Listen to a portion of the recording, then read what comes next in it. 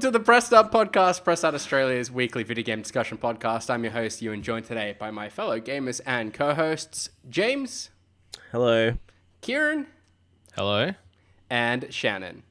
Hello. On the show this week, we're going to be talking about some notable game delays, The Last of Us TV show wrapping up, and a must-play PSVR 2 game.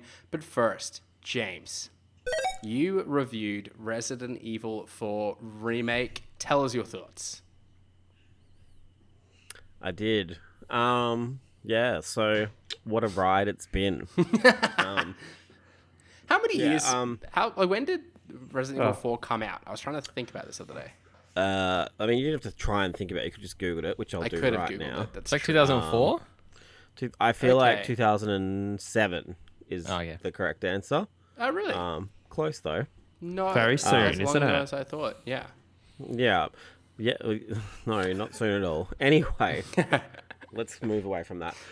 Yeah, so it's been a while. I don't think it's any secret to anyone who knows me, like, deep and intimately, that I am not a huge fan. Okay, that's a lie. Resident Evil 4, I think that's a lot of people's favorite Resident Evil. It's never quite been my favorite. Like, I like it. I acknowledge it's quite a good game. I think it's influenced so many other games. Like, you really can't overstate how influential it was. So yeah, like, I didn't really have a big, I guess, nostalgia for Resi 4 as much as everyone else did. But everything about this remake has, like, really, really vibed with me more so than the original, which, like, I think is, I don't know. I'm very interested to see what, like, a lot of people think about it besides me. But yeah, it's just, so basically I guess the core concept of it is, like, yes, it's a remake, but it really does its best to try and recontextualize the original game, which was very actiony, into more of, like, a horror experience. Still doesn't obviously reach, like, those like scary heights of, like, say, the first half of RE7, which I still think is really, really masterful in the way that it does scare you, or even the house Beneviento from Village, or the DLC with the dolls. There's just, like, it's not as scary as those, but, like, they definitely do a better job of making it more, I guess, like, classic Resident Evil, almost, like, more in line with, say, RE2, or I guess to a lesser extent RE7. So yeah, like, I think it's really, they've done a really good job. They've been really respectful to the original. Like, almost everything that's in the original is here in the remake. They've cut, like, about one boss and a grenade type. Like, that's the major things that I can think of. And, like, there's a room that I think people will be disappointed that's been cut. But overall, I think they've done a pretty good job of keeping everything in there. And staying faithful to source material. And also, like, skirting the line between keeping it cheesy, because RE4 is super cheesy. Like, Leon's one-liners and the villains and stuff are all quite, like, hammy. But, like, they do a really good job of keeping that vibe in there while making it look more realistic and keeping it more, like, dark. So yeah, I'm genuinely shocked at how good it is. I know that, like, obviously, like, I really like Resident Evil, but I was ready for this to kind of just be, like, another Resident Evil game. But, like, I'm pretty happy to claim that it's probably their best effort so far since they've started with RE7 onwards. It's super long, lots of variety in that length, though. It's not just, like, long and boring. Like, they're always throwing something new at you. The side quests are great. Not in the sense that they're, adding more story or anything, but just, like, they're nice little distractions that kind of open the game up a lot more than what it was when it first came on GameCube and stuff. And just adding a bit of length to what was already a really long experience. So yeah. Yeah, I was surprised chatting to you as you're sort of playing the game that it is that bit longer than what I know from the handful of Resident Evil games I've played. Mm-hmm. Do you think it's given you a new appreciation for 4, or is it rather different and it's something new? Yeah. I don't think I appreciate 4 anymore. Like, like I said, I actually feel like this is better. And I do think that, like, once again, I have a feeling a lot of people will disagree with me, but I genuinely think, like this game just does so much more with so like the original game was very much like, let's just make it more actiony, and there's some tension there, but not a lot. But it didn't really feel like Resident Evil in that, like, there weren't a lot of files to find. There wasn't a lot of like backstory there and stuff. And it was all kind of just thrown in and said, this is how things are in this village and stuff, and that's it. Like, there was it, and save the president's daughter, and that's all. But like in this, they've really done a really good job of, like, say, adding files and lore that give backstory to like every single creature you encounter, or like the processes behind, like, say, the thing that's made all these people crazy. Yeah. I'm trying not to spoil it because I know like people still don't actually know. Some people might not have played it, and yeah, I haven't. I'm still only really so far as like the demo. Really, I've not played much beyond that. So everything like is better explained. There's a scene in the original game where the bad guy just explains his story to Leon and like what he wants to do, but like it would have made more sense for him not to do that. So that a lot of that kind of stuff, that kind of wonky writing has been fixed up and really tightened. A lot of characters who like died early last a lot longer in this game with a lot more backstory. It's just like everything that was in that original game, which was fine from a gameplay perspective. I just think today with the writing and the presentation and stuff, it's just been all like upgraded in like so many ways. Yeah. And going back, we've spoken about this before, but I like how they've kind of stuck with the progression between the remakes of 2, 3, and 4. Like, there've not been a lot of crossover in mechanics. Like, the first time in 4, you kind of do one of those roundhouse kicks and engage in some of that kind of follow-up melee combat. It feels kind of fresh, although it's not like a revolutionary mechanic, because it's new to this kind of progression of remakes, I suppose. It feels fresh and exciting. And even like something as simple as interacting with the typewriter to save, like that's where your storage is and stuff too. Like I just thought that was a little like some of the clunkiness of 2 and 3, which kind of feel of carryovers from the original games.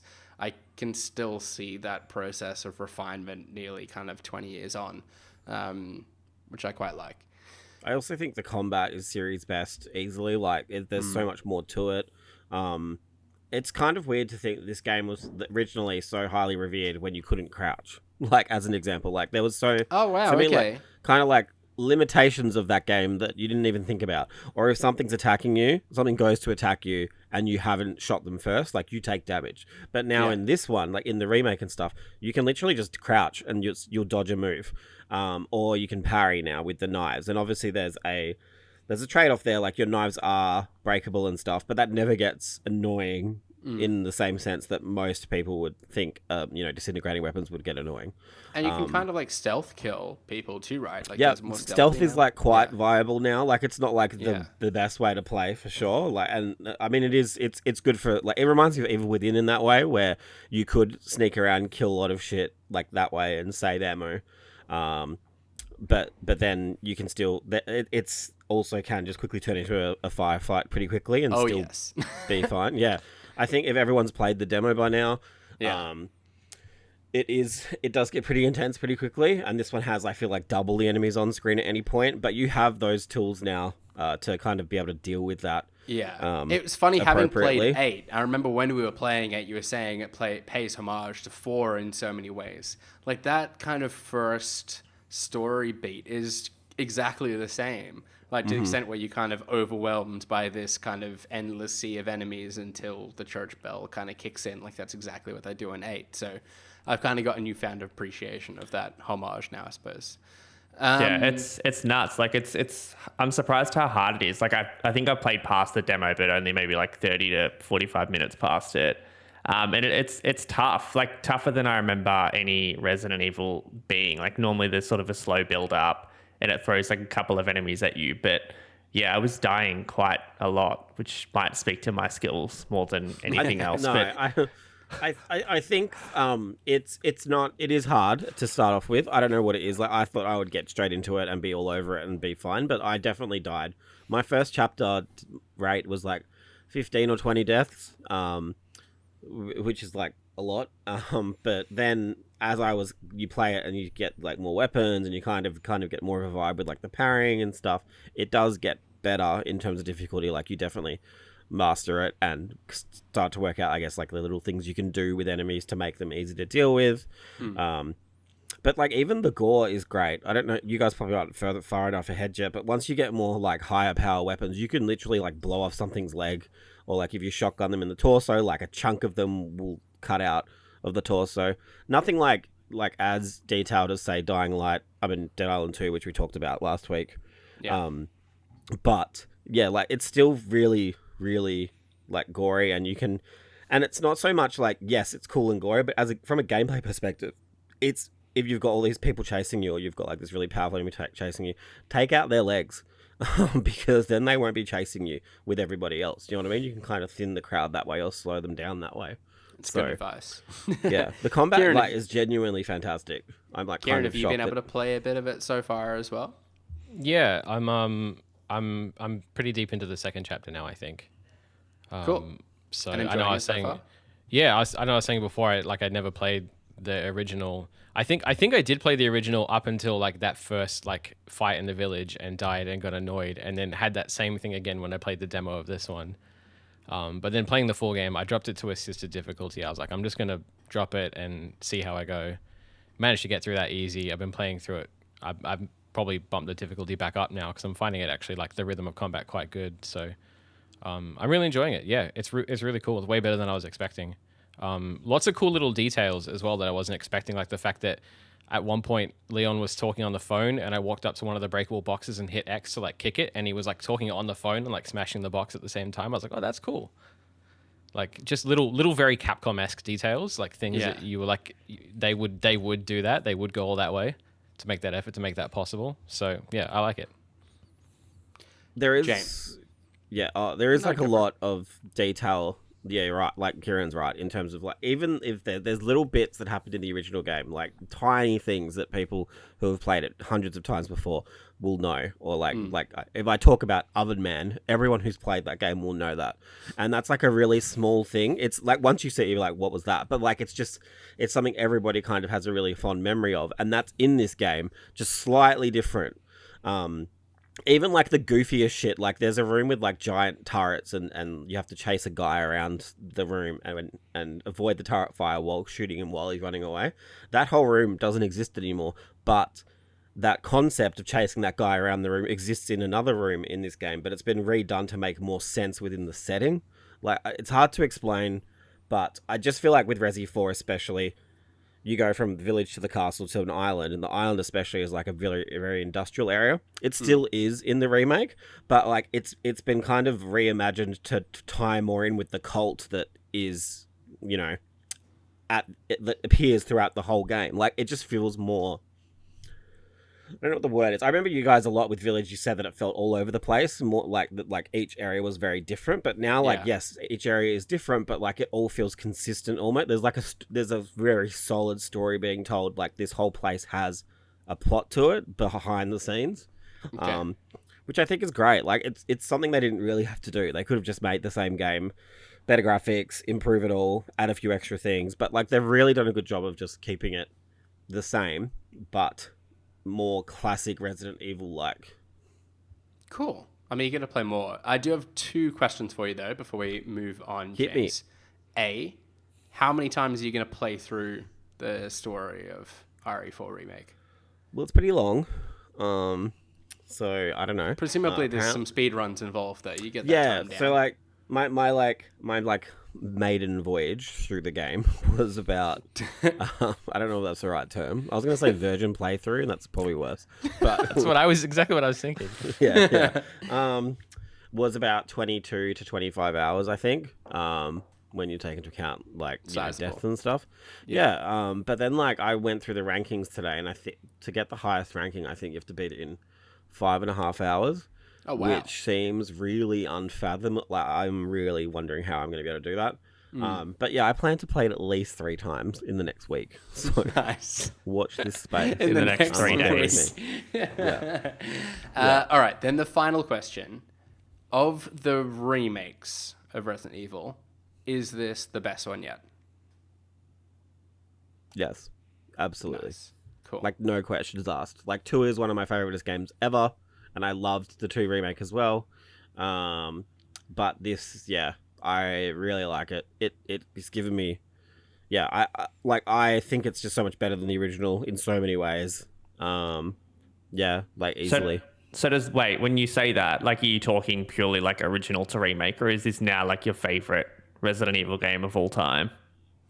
Oh no, but I still RE1 remake is like still my favorite. Like it's because that's still like the ye oldie classic kind of Ye olde. Resident Evil. I don't know if you guys that far back, man. 2003, I think. So, but yeah, like that's still my favorite. That will always have a spot for me because that's just such a tight, like perfectly, like made game. Good save. In my eyes. Thanks. Yeah. And then still but, two, I'm guessing. Yeah, as a game. Like it's definitely like probably top 3. I don't know. Like 2 is so good. Wow. Like you really can't. I just love so much about 2, but this just does so much right. Like with everything, like they really have outdone themselves. And in such a short amount of time too. Like it is absolutely nuts. Yeah, I feel like there's Resident Evil games or like sizable DLC coming out kind of every 6 months at the moment. It's nuts. Yeah, it's really good. It's just nice to have like a game with as much like variety and depth to it from like that era of games, like PS2, GameCube era, but with like today's visual like presentation value and stuff. Like it's just they've done a really good job. Yeah.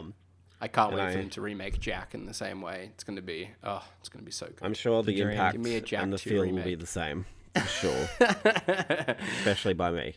All right, well, we better keep cracking, but thank you for sharing your thoughts, James. Do check out the full written review that I'm sure will be up on the site by the time you're listening to this podcast. I do want to stick with the reviews for a moment longer, though, and Kieran, come back your way, because Before Your Eyes caught my eyes this week. I didn't mean to say that. That was regrettable. It could be PSVR 2's first must-play title. Is that a fair assessment? Yeah, yes and no. I don't think must play might be a little bit of a stretch because I don't think it's a game that absolutely everyone will enjoy. It's definitely one for like the artsy indie narrative kind of crowd. But if you're one of those people, then it's definitely up there on my recommendations if you've got a PSVR 2. I think the thing about it is it's one of those games where like it wouldn't really have the same impact in any other medium, even like regular like non-VR gaming. Because I don't know how much you know about it or if you read the review, but essentially like the core mechanic is blinking and it uses the PlayStation VR 2's eye tracking to know whether you're blinking or not. And so like you're basically, I don't want to say too much because it's a very short, it's like 2 hours long. So the more I say, the more I'm just going to spoil everything. But essentially you're just playing a character and you're kind of going through like a memory of their life, from like infancy through to adulthood. And it gives you like just kind of scene by scene. Like it just gives you like an abridged version of their life scene by scene, all their sort of core memories. And at a lot of points in time, it'll tell you like it'll indicate to you like if you blink, it's going to move forward in time to like the next bit. Yeah. And so you kind of just experience this. There's little things here and there that you can kind of control with your like eyes, like choosing dialogue options and stuff as well. But it's mainly very passive. And like you're right, there's crying involved. It is a very emotionally written story, but I think the thing that I like the most about it is like even when the narrative beats aren't super emotional, like that one blinking mechanic can be very like heavy. Like there was multiple times when I was playing, I was really enjoying what was happening. It was a happy scene. This character was interacting with people, like patching up relationships, building like new hobbies, like all these really cool things. And I would accidentally blink and like that memory was gone. That moment was gone and I was in the next one. I'm like, that in itself was like, I was like, holy shit, like I'm going to cry inside my VR headset. Yeah, I'm just I'm going to like Ralph get like, electrocuted. Like, pinpoint the moment his heartbreaks. Yeah, right. So yeah, it's super, super cool. And you can actually play it on like, I think there's like a mobile version as well. And you can play it on PC with a webcam, but I think like doing it in VR is definitely the way to go, especially if you have a PSVR 2. So yeah, if you're into that kind of game, if you want to cry a bit, definitely look into it. Shannon, I might need you to fact check that Simpsons reference I made. Is that Ralph who has his heart? Yeah. that- It is. I You were wasn't wrong? right. Okay, It is, yeah. thank you. Or I would have hung up on you. Yeah, I know. The last thing I wanted to ask, what is crying in VR like? And does that mess up like the blinking mechanic? Like if you've got tears in your eyes and they're pooling up in the bottom of the visor? No, airtight. it seemed all right. Don't drown. Yeah. It's got like the PSVR 2 has those like grooves in the eyepiece, so like it kind of just runs out, you know. It does have like great. drainage channel. That's good. It's pre-built, No, it's it's pre-designed. It's pre-designed for crying. It's good. Salty discharge all over your headset. Yeah. Well, speaking of guys, come on. They pulled a face, not me. Speaking of salty discharges, there was a fair few tears shed in the season finale of The Last of Us, or the HBO series is The Last of Us, which concluded in the past week and broke all sorts of records for HBO in the process. We've not really spoken an awful lot about it as the series has progressed, so I'm kind of eager now to touch base, if you'll permit me so much to talk about The Last of Us. Shannon, keeping it spoiler-free, how did you find the series as a whole? But more so, because we spoke to you having you kind of watched it in advance, like more so the reaction to it. Have you been pleased to see it being as kind of broadly embraced as it has? Yeah, definitely. Like, just in terms of wide variety that I know of people that have watched it, like my mum and family and random people at work that probably that some that knew of The Last of Us or watched their partner play parts of it, and others just that had never heard of it or didn't know that there's a part 2 or a world outside of sort of this TV show. And yeah, I think heard really positive things from anyone and everyone that has watched it in terms of just all of it, like violence, the story, the ending, and sort of being a little bit confused with that literally being the ending of season 1. Like, just, yeah, really huge praise from everyone. But just it's nice to see people talking about The Last of Us outside of, like, it has broad appeal within the gaming scene, but nice of it to extend beyond that in a new light, I guess, on a new medium.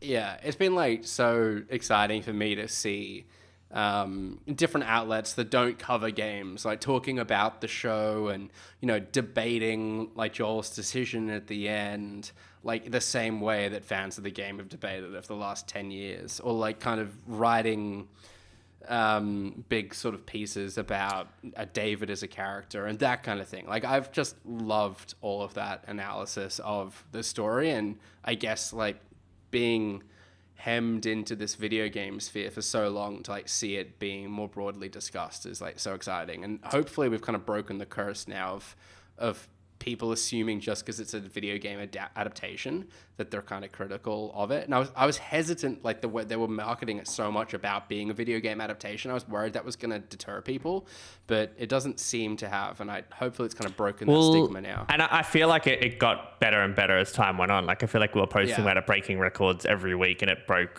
records with the season finale. And I don't feel like, again, I haven't paid attention to like TV ratings for a while, but I feel like that doesn't really happen. Like, normally you see a huge premiere and then maybe a huge peak at the end, but this clearly grew and grew and grew as time went on. So yeah. I feel like going into seasons 2, they'd be happy with that. In the US, I think it performed better than House of the Dragon, which is nuts. Like, granted, I guess Game of Thrones had a bit of baggage attached to it, but that was still a record-breaking show for HBO, and they've gone and broken that again now. So, yeah, I'm super excited that there's a second series on the way, and I've got a lot of faith. I mean, like, I always had a lot of faith in these two creators going into it, and everyone working on the show more broadly. But yeah, like, every change that they made a lot of sense. Every addition they made a lot of sense. So excited to see what they do in seasons 2 and presumably 3. Yeah, I'm really excited to see season 2 reactions from like a non-gaming point of view, because I think we all just remember, like, from the leaks to Abby and just everything in between. Like, it was one of the most toxic times on the internet for gaming, and I'm just really keen to see how that all goes down in TV land. Yeah, well, like, still in this kind of day and age, like, there's people that come away from it thinking Joel is a good guy, And like, I know you can kind of make the case for that, but that's not the way I see it. So it's gonna be interesting to see how all of those same people react to the second season. James, I don't want to labor this too much though, because I can tell you're already getting bored. But objectively, as best as you can, is this the best video game adaptation that there's ever been? Mortal Kombat's pretty good. Seriously. Just wait until the Mortal Mario Kombat, movie. Mortal Kombat was good. I also think Mario movie might overtake. I know I was going to say Sonic is actually quite good too. I know it's not the same vibe, obviously. There's a very I haven't different seen it, audience but I imagine it was quite market similar. for it. Sonic 2 was really fucking good. Like, I can't believe how good that movie was. I was ready for it to be junk, but who knows? Yeah, I think it's better than most for sure. And I will probably leave it at that. I'm glad you could enjoy Better for it. all. Yui. Let's. And Kieran, Anyway. I'm eager to hear your thoughts on this series as well, but I'm also eager to ask you, they've confirmed that the second season couldn't accommodate the full story of part 2, and that's likely to be split across multiple seasons. Does that seem like the right call? I think so. I have a feeling. Well, I mean, talking about the first series, like I hadn't actually watched it since we got access to like the full thing before it ran, but Yeah. I did end up watching the finale, which was nice because it had all the CG and stuff properly implemented, and the giraffe wasn't just wandering around like a blank paddock with a green screen. But like it still, like, even though I'd already seen it, it still got me just as good. Like I think they did such a good job with that series. Yeah. But with the second one, I feel like there's more scope with them to play with that narrative. Like the first was very much like they changed things and they tweaked things, but like progressively, like in the way it sort of played out, it was basically the same.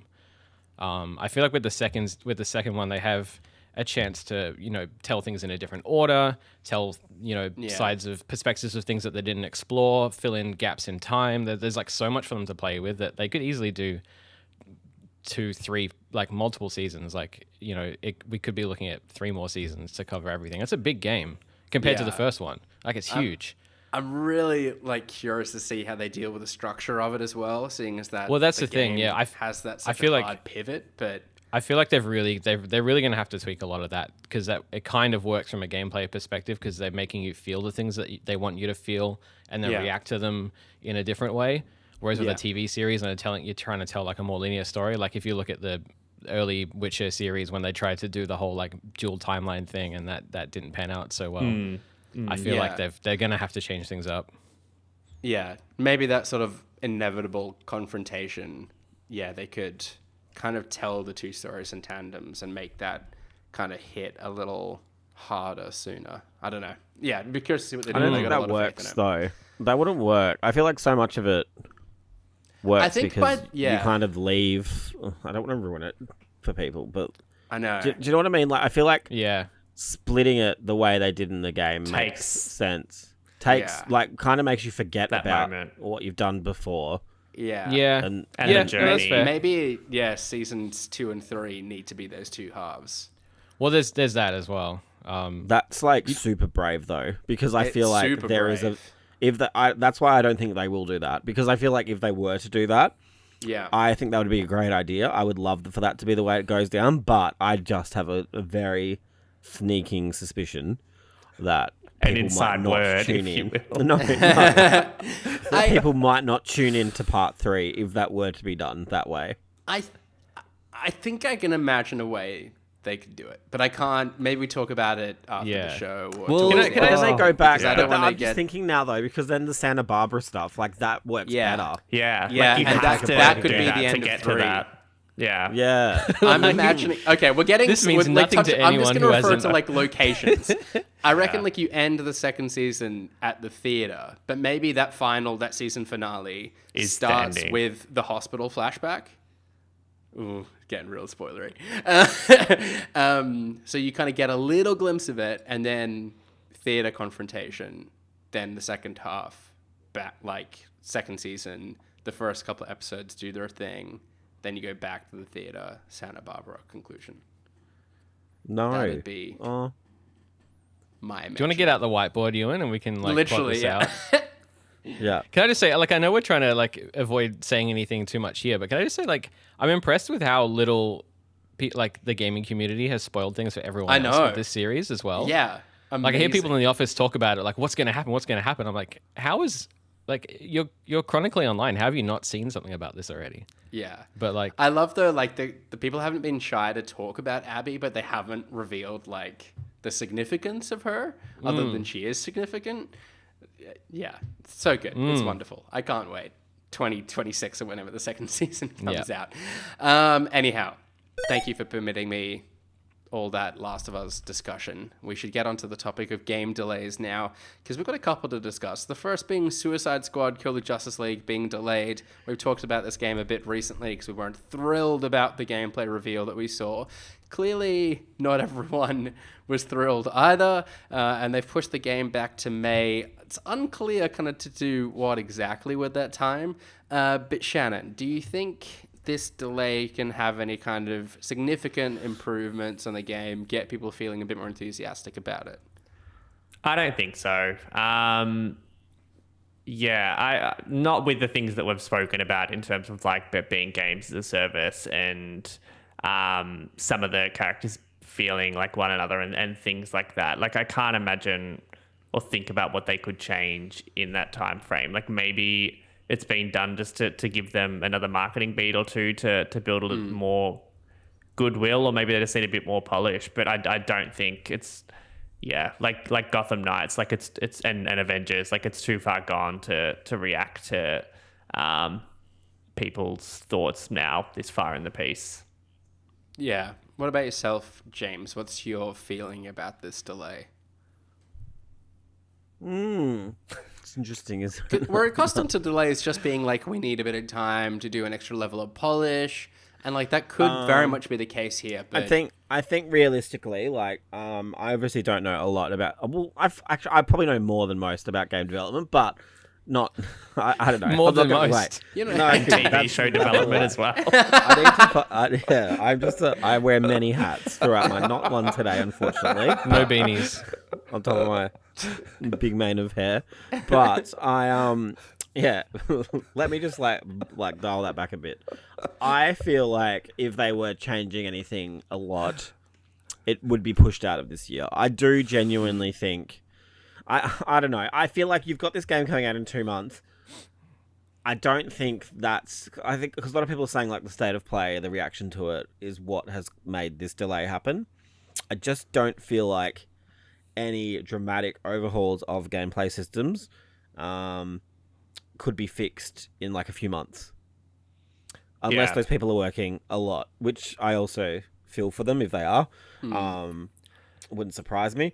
But yeah, I genuinely think this might be a polish thing, but then I also can't help but think, why wouldn't you delay it then?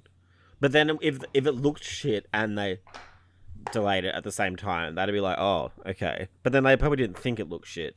I don't know. it's a bold do you know step what I mean? having like a state of play game reveal, and I feel like we're pretty accustomed to seeing those far in the piece and pretty confident that they're gonna hit the launch.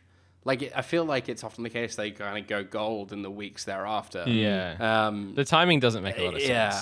I wonder if it was like, oh, this reaction isn't great. Let's just kind of put a bit of distance between this moment and the release and try and spin a different angle with the marketing. I don't know. I feel like Shannon was like that was making a lot of sense. Like them wanting to maybe change the marketing angle a little bit, give them time to like replan the launch. Maybe like even as far as the game goes, like sure they can't change the live service element, but maybe they can be like, oh, we'll dial this back. We'll make this easier for people. We'll give people more stuff. Like I feel like this is just breathing room for them to kind of rethink to make sure that they are going in with their best foot forward with what they already have. Fingers crossed it all works out. I don't think it's going to be a train wreck. I'm just going to call it. I think it'll be okay. Yeah, It's people just gonna aren't be like- accustomed to getting okay games from Rocksteady though, and they're in 100%. It'll be a 100%. train delay, not a train wreck. just like a little bit shit. It'll just Yeah. be like a normal day in Sydney. Yeah. No, like the wreck, like the train's already wrecked. It's just delayed. Like it's traveling on the track. It's It's gonna be The train's both like a rocking race up and a wreck. late into the It's like station. It's falling sparking apart. and It's- shit. Like, that's the vibe that I'm getting, if I'm being honest. Well, I I'm would looking love for forward- it to be successful for the people who made it, obviously. Of course. And I fans just that waited don't- so long for this, and like, oh God, DC fans, they could really do something to celebrate. So I feel for them Yeah, too. I so- just can't visualize that happening in any capacity at this stage. Yeah, it's going to be an interesting one to watch. I'm curious to see what sort of analogy we come up with, though, to talk about Starfield's delay and Xbox's kind of E3 plans as well. I want to discuss here too. But let's start with Starfield. Another notable delay of the week is now coming September 6th. So I think Brody was in the group chat singing his own praises that he kind of predicted this right. Kieran, I might come to you first. Are we still excited? Are we still optimistic for this game? Considering we were meant to have this in, November of last year, and it's now kind of missed that first half window that it set for itself thereafter. You still feeling positive about Starfield? I think so. Like, I don't like. It's hard to say because I don't know what else is coming out around that September period. Like, we only really have like visibility on the next few months. But I feel like Sure. I'm all giant RPG'd out at the moment. I'm all 50, 60, 70 hour gamed out at the moment. So I'm happy to put a bit of distance away with Starfield. I'm happy to wait for it. It's definitely going to be my vibe, so I know I'll enjoy it. So whatever, it's like whatever time they need, like with anything else. If they're trying to make it the best game, they can make it, and they're doing that without crunching, then I'm happy, I think. Shannon, I'm curious, given the reaction to Fallout 76 kind of being a little light on polish and functionality when it came out, and Bethesda kind of often kind of carrying the kind of jankiness, I suppose, the reputation for being a bit janky at launch. Yeah. Are they trying to make it as ship shape as it can be, do you think? And is that the kind of sole focus, or do you have broader concerns about the game?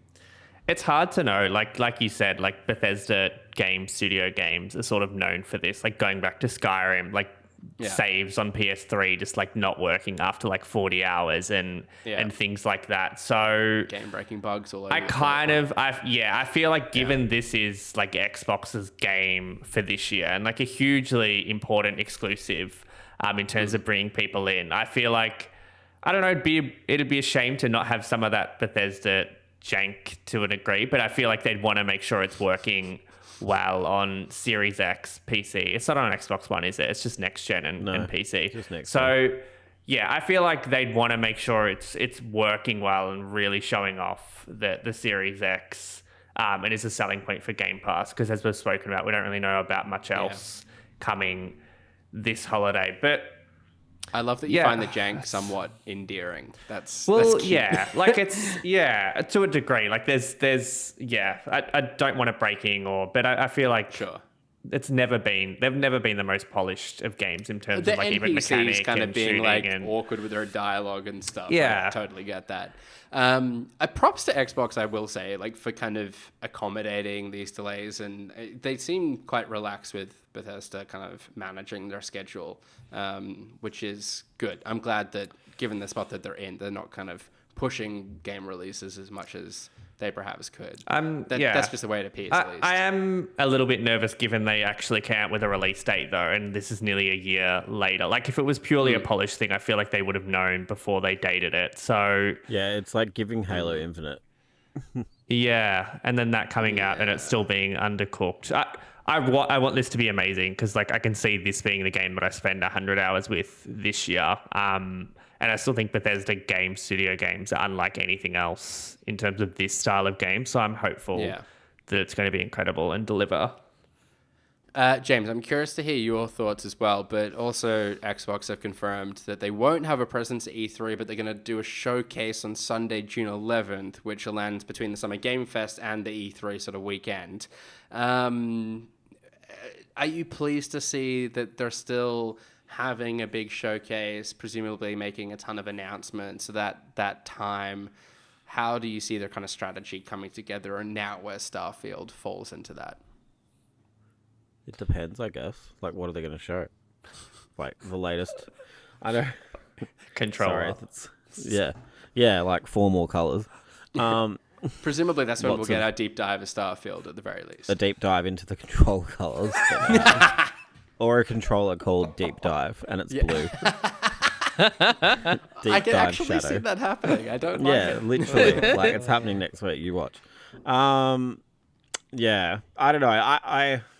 I get really deflated. I think I read the last like rumor was like Perfect Dark and Fable are both a little bit further away than we were expecting, which like to me is just like head shakingly bad, if that's the term. If it's not, I've just coined it. But I don't. Like that one under the table. Yeah, literally. I'm never gonna Up live my that street, or whatever Ewan said the other day. Yeah, Starfield is so interesting to me because like we haven't actually had like I don't mean to belittle Fallout 76, but like a proper Bethesda game since what 2015, like with Fallout 4, and so much has changed RPG wise since then. And even then, I think a lot of people felt Fallout 4 was like it was good, but very similar to 3. So I'm very interested to see like if Starfield is just that like typical like Bethesda Game Studio experience, or it's going to be something more. I think like Shannon's right. Like I think there's a lot hedging on this. I think it's potentially going to be Xbox's biggest game so far since the new gen, or even since the Bethesda acquisition. Unless you count Ghostwire Tokyo, of course. Since Xbox One, I'm gonna say like this is. I think feel like this is big. I agree. Yeah, that's actually probably back then, going back that far. So I do hope they get it right, and maybe that's why they want the extra time. But yeah, like I just was listening to you all speak and thinking about I feel like we're having very similar. Thinking about your life choices. No, I was listening to you all speak and What wishing I sense was we're somewhere making. else. Yeah, I was like, I could have finished Resident Evil 4 already again, but like, but I do like, I genuinely am now thinking like it's very similar to Halo. Like it kind of worries me a little bit because. I was like, a full year delay, like, what could they get wrong? That's so much extra time. And then, like, yeah, it's over, more or less. But, it's like, yeah, the game comes out and it's like, Master Chief has crosses for eyes, like he's dead on arrival. But, like, I'm keen to be proven wrong. Like, it doesn't happen often, but I'm very keen for it to happen at this late stage, if I'm being honest. I really hope this lands and does something beyond their kind of formula, I think. Because you're right, like open world RPGs have changed an awful lot in the time since even Fallout the 4. market, like you guys were saying, I think Kieran was saying before, I'm like kind of tired of these games that I have to put so fucking much time into. Oh, sure. Do you know what I mean? Like that's also changed a lot. And I'm not saying that they should make it shorter or smaller or anything like that. But I'm just saying like it has to be really compelling to pull everyone in the same way that say like Skyrim or Fallout became like these cultural zeitgeist moments for games. Like, do you know what I mean? Yeah. So totally agree. And then I feel like also they haven't really done a good. It's almost like a Tears of the Kingdom situation. I don't feel like these trailers have done a good job of telling me about the hooks and the loops and like how this game works. I don't know. Look, it's weird, different. But like, I just feel like when things like No Man's Sky exists and it continually getting better, and it just, I feel like there's just a lot more competition in every avenue that you look at now. But I'm still hopeful. And I know we just kind of criticize game service, but it doesn't have like a crux of like, oh, it'll be something fun to play with your friends, or like, the gunplay is not as solid as Destiny, but like it's got a way better story. Like it's just. Yeah, doesn't have that kind of differentiating factor other than sort of being the Bethesda GameWorks kind of world. And I can't think of anything of like Skyrim or Fallout in terms of like just getting set free and exploring. Like for me, there's nothing like that. So I'm hopeful. Like, and they pioneered that, but they don't set the benchmark for that genre anymore. Like we've had. I feel like The Witcher 3 kind of pushed that boundary, and the more recent Assassin's Creed games, Breath of the Wild, obviously, like... But once again, they haven't had the chance to.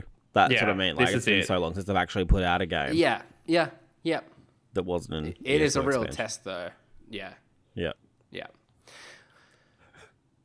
Fingers Say crossed. yes again. Okay, yeah. well, we're going long, so I'm going to turn this next topic into a bit of a rapid-fire question. We'll have 2 rapid-fire questions today. How exciting. Firstly, Square has admitted that Forspoken fell short of sales expectations and was let down by, quote, challenging reviews. My question for the 3 of you is, do you let reviews impact your purchase decisions still? James, start with you, seeing as you're shaking your head. No, I'm biased because I reviewed it. You can't ask me that. Can you? But maybe not necessarily for Forspoken, but like for games generally, and maybe less because you do get a lot of review codes, I suppose. Less purchasing the game, but investing your time in it. Should you not be reviewing it? If other people are down on it, are you less likely to play the game? Depends on who reviewed it. Okay. No, that's no. It's not fair. Give us names. Rapid fire question. No, okay, I'm not giving names. I'm not like that at all. I'm not really like that. Do I let reviewers influence my decision? No. I've always been about, and I say to people, like, even though I review games, and my close friends, I'm like, even if I fucking hated it, you try it. You might like it. Like, I've always said that. I love that. Yeah. It's interesting. Yeah. I didn't actually know that's the comment that we were talking about, because now I want to talk about that for a long time. We'll see if, like, what's that game they've just put a trailer out for? It looks like shit, and it's like NFT, like Symbiogenesis or something. Symbiogenesis? Yeah, it looks terrible, and like, Yeah. Anyway, and like then that'll flop, and they'll be like, oh, bad reviews. Like, it's not reviews. Like, make good make games. good. Yeah, like I'm not even saying I don't want to shit on Forspoken specifically, because I don't think it was a bad game. I think there was some bad choices made in terms of its design, but like the game itself was quite solid. Yeah. This is not a rapid. I mean, I guess if I think sorry, about a recent but- example, like Atomic Heart, how they showcased that game, like, got all of its hooks into me. And although the reviews were pretty middling, I was like still excited to play this game, still excited to give it a go. Yeah. Have I finished think it? No. To answer your question, like, no, I don't let reviews. Because it is rapid fire. Yeah. Yeah. I 40 I minutes was later. gonna say, in the age of like TikTok and Twitter and things going viral, I don't think it's like reviews as much as it is like just certain things like Forspoken's like narrative I or think that's like a really the good voice point acting. too. Like it's those little Like, things that people lean into you get a and don't 30 look at second anything clip. else. And like that just gets shared ad nauseum, and everyone wants to quote retweet it to dump on it because it's cool. And like, this has shit dialogue. Like that video of that person playing Hogwarts, and they clearly didn't know how to play an action game. People are like, this combat's dog shit. Like, and that just, Pokemon like, survived permeates. that though, proving nostalgia trumps But that all. was funny. That was like charming and endearing. Running it like Glitches 10 can be. frames So, was like funny. somebody threw out, positively. like, yeah, like somebody threw out that big Pokemon and then it flopped and hit someone. It looked like a giant dick. Like, that's funny. Like, And it found a whole new audience. yeah, like it's funny. It's not cringe. Like, whereas, okay, yeah. writing it back in. Rapid fire Sorry. question. Kieran? I'm just Always letting you comes know back to the my big thought dick. process. Yeah. No, I don't think anyone should read reviews or video game websites. Certainly don't go to press start and read any of our reviews. I'm with James. Like, I think people should just try things and decide for themselves. But I get why people read reviews, because games are expensive, and if you have a limited amount of money to spend on one game or 2 games a month or a year or whatever, then you want something to tell you that you're making the right decision. Yeah. So, and I think there's generally, value like, in it for with, people. like, at least my approach to reviewing, and I would guess you two are the same, or you three are the same, are like, we kind of call out what does work and who the game might speak to and who it may not speak to. Like, I think we always kind of make a habit of doing that. So, And you I think assume it's people quite go often. in with some knowledge about the game, and that it's a game that they're actually genuinely already interested in, and you try to communicate to them, like, is this going to serve those interests that you have? Yeah. Well, good rapid fire question. I do have another one great. for you. Shapes, as in the Arnott's cracker biscuit brand, sent out controller-shaped crackers Don't know what they to are. influencers in this week. Prompted me to ask, what is your go-to gaming snack? James, We've already you're asked the this question. authority. Have I already asked this question? What is it don't at the remember. moment then? I've forgotten. I I change don't up all eat the at the time. moment when I game, because I'm just playing like intense Resident speed Evil runs. 4. But yeah, I can't put the controller down, otherwise I waste seconds. Go-to snack. I'm gonna pass for now. Come back to me in about two people's time, and I'll have an answer for you. Last night I genuinely ate 2 carrots as I was playing some Apex That is the Legends, most 'cause tragic thing I've ever heard. I'm trying to eat healthier when I'm eating Like some past 8 sad p.m. bunny. Like, I have been having like Savoys and cream Oh, cheese, dear. just like using that as a dip Wait. though. That's from like one extreme to Really the other in Yeah. terms of like health. both of yeah. those are cursed. That cream cheese not doing me any favors. I honestly would say like if I'm going to demolish a packet of something, like it would be Shapes or like natural confectionery snakes or like any kind of lollies in a bag. Like I'm not, but Shapes would be like if I've got a box of pizza Shapes in front of me, like it's not going to last long. It's going Pizza quickly. Shapes. Well, barbecue. What do you do I'll when you've take got a any good flavor in Shapes. front of you? Yeah. Oh wow. Pizza's great. Pizza's the best. Oh wow, James. There you go. Get him, James. Controversial. What does that mean? Send us your tweets, your opinions on that. Leave them in the think- comments. I've decided. I genuinely, I love a good potato chip, but the problem with them is there's so much grease. So like I have to Yes. stop. Like that's why I think maybe like red frogs or something are better vibe because they're dry. Like there's no Red frogs are like dope. there's no contamination. Even like gummy lollies though have like some sort of residue to the outside of them. They kind of gets in No, your they don't. fingertips You're and it just gets like all buying, kind of slippery. like, It cheap out does. of No, code there's, like, stuff. Maybe that's the a natural confectionery thing. They kind of oily. TV snacks are good, like the malt sticks. They're good, but you have to eat them quick because they melt really fucking In fast. that and you don't want perfect. a chocolatey controller. Yeah. Oh god, you don't want that. The other night, I had a lovely lime tart while I was playing Resident A what? A lime tart? No, I love we the ordered- lime We've tart. gone we from ordered not Italian eating while playing. and that was dessert. Yeah, I've just had a real think about my life. That was pretty McFlurry, good. I I'll was a go on fan. McFlurry as well, like a Oh, Sunday. nah. Yeah, Melts, ice cream nah, is a that's too dangerous hard. game. I do Yeah. this all the time, but like If I had you someone to get too feed it to distracted, me, that shit I would melts. have ice cream. Someone to Like- feed it. I'll put myself as tribute to do that for Yeah. you. Kieran, That's you're really very nice. patient in letting us ramble. What is your go-to I look, snack? again, rapid fire question, and we're like, I wonder if Natural Confectionery has more residue on their gummies than the other brands.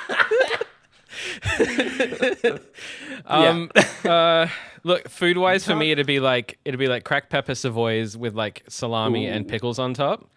That's bougie. Fancy. You're like, Yeah, Random that's if- wow. boys, man. If not, it'll be like a big like pre-workout gamer, like 400 milligrams of caffeine drink, which I'm trying not to drink as getting much that like G fuel so in that I you, don't eh? die. Love a bit of G Fuel. We really need like a spin-off podcast about fast food and stuff. Yeah, put this at the start of the podcast. That's what the people are Maybe here I just for. section this out and it's its own YouTube upload. I don't know. I think so. Cool. Well, we've arrived at What the Wiki. My dinner will be I'm out hungry. of the oven in 7 minutes. Pressure's on. What's What for the dinner? Wiki. What is for pork, dinner? Pork bites. Pork belly you did bites. say that. Oh, Yeah. pork belly Oh. bites. Yeah. Interesting. Anyhow, this is What the Wiki, the Press Start podcast game show, where the previous week's winner reads part of a Wikipedia page for an unnamed game, and the contestants must guess the game. A point is awarded for each correct guess, and the round ends after someone scores 2 points. Brody and James are currently in the lead on 7 points each. Then myself, Shannon, and Kieran are all tied on 5 points. I love how competitive this currently is. As last week's winner, James is in the hosting chair today, meaning one of us is going to catch up with the two of them. Who will it be? James, let's find out. Okay. I'm gonna be controversial and break my own rule. Oh, and you've got a say- theme? Yeah, Wow, Brady will be so know. sad to miss it. I know, but you know, you win. Some, Is it you Resident lose some, Evil? as they say? Yeah, literally. Resident Evil 4 on different that your platforms. best game? I started with that theme, but I gave it up. I thought it was a bit too on the nose.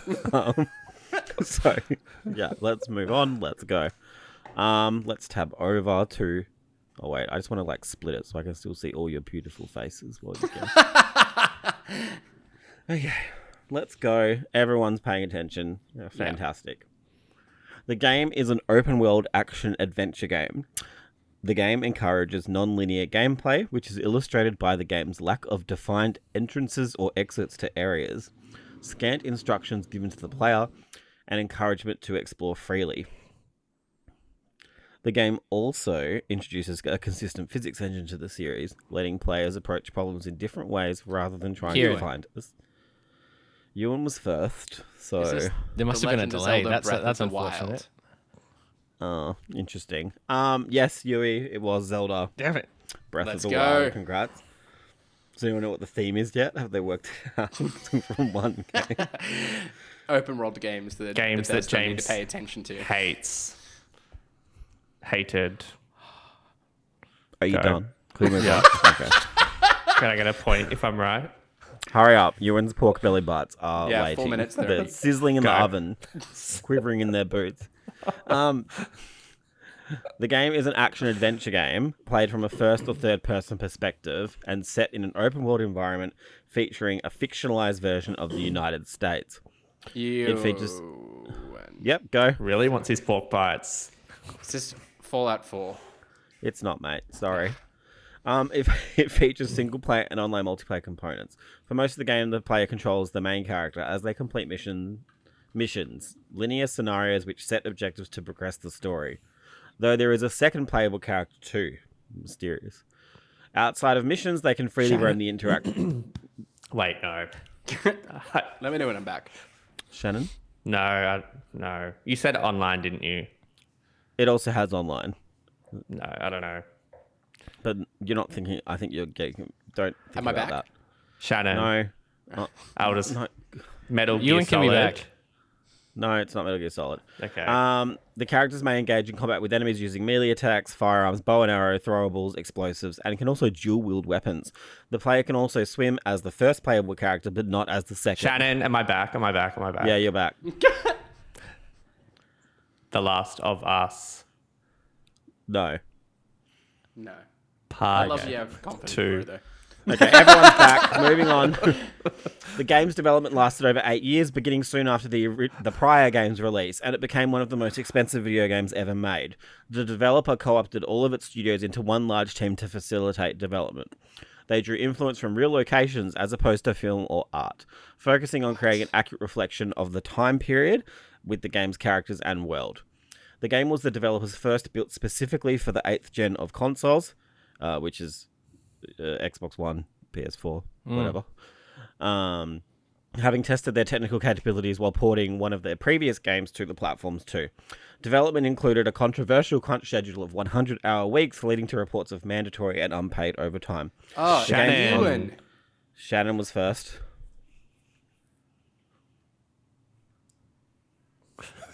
I don't know.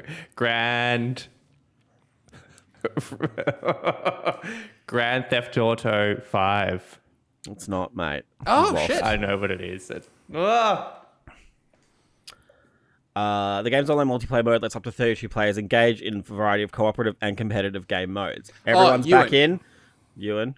Is this Red Dead Redemption 2? It is Ewan. Yeah. Congratulations. You win. Damn. Why didn't I Thank go you. with that? Kieran, why do I feel like you were just watching along there? Yeah. Kieran, why don't you play? It disappoints me. Well, I mean, I didn't execute it properly this time, but my new strategy is to just get 1 point every week, so that I'm in every week still. Not that I did it this time. This is why. I failed it this time. But Interesting. People like you ruin it for everyone. Well, Is that smart? I'm trying to work it out. I was thinking that Kieran was just being nice and let me win so we could wrap up and I could get Do you know what we should do? If you win both, you get a bonus point. a minute, 10 seconds. I feel like I said that and you'll shut it down. you should get a Well, I bonus was- point if you're the only point scorer, Ooh. I'm But happy not to this institute time. that right now. but not this. Do you know what the theme was? Open world games released since Fallout 4. Nah, it's actually it was games that Press Start gave a 10 to. Really? Read into that what you will.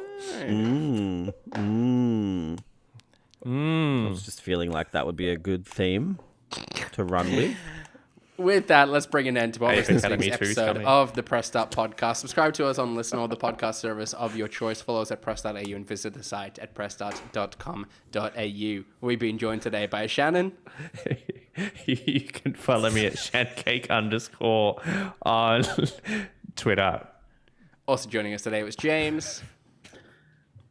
Yeah. Yeah. Sorry. You got the giggles. It over there. was also no, because I was just thinking like it was also because Ewan has 10 pork belly bites in the oven. That's why. Anyway, you can follow me on There Twitter are 10. Oh! at James ATJ. Ewan's pork belly bites. Yeah. And last but not least, saving the day as always, it was Kieran. I did. Well, How did he save yep. the day? I don't know how I saved the day. You were keeping it rapid fire short, Yep. keeping what the wiki Yep. He short. did You it. had It my was the back. longest rapid fire. Well, if we've you ever shut up, had. you can go get your fucking. They're burning. They're burning. I can smell them. Yep. HASH_BRAUN on Twitter. Amazing. Thank you, Kieran. And I've been your host, Ewan. I still hadn't changed the notes when Shannon was meant to host earlier in the week. It's You me. can follow me on Twitter at Ewan_Roxborough. Thanks again for tuning in. And until next time, happy gaming. Bye. Bye. Bye. My little pork belly bites.